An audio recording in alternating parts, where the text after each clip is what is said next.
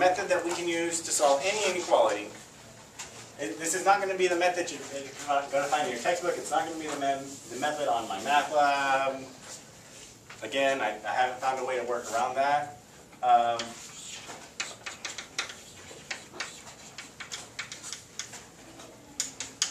step one is going to be find the critical numbers.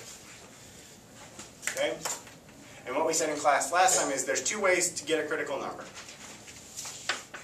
The first way to get a critical number is to be a solution to the related equation. And I know that sounds fancy, but it's a really simple idea. What does that mean? What's the related equation?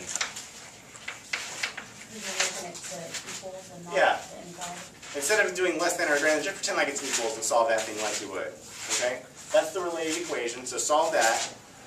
Those are some critical numbers, and the other critical numbers are a value that makes a denominator 0.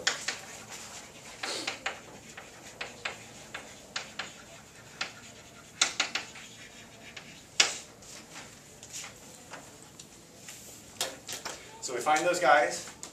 And I usually find them in the other order. I usually do the whatever makes a denominator 0 first before I forget about it. And then I solve the related equation, but it didn't work out that way when I was writing it down. That's enough sneezing.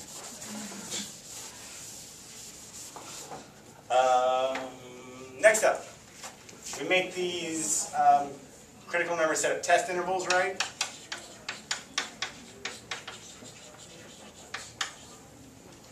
And we go through and we pick a number from each interval, a representative from each interval, we plug it into the inequality.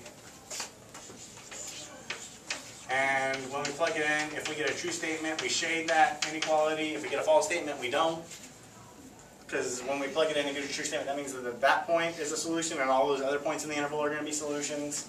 The shading means those are my solutions. And then the fourth step, the one I kept trying to forget,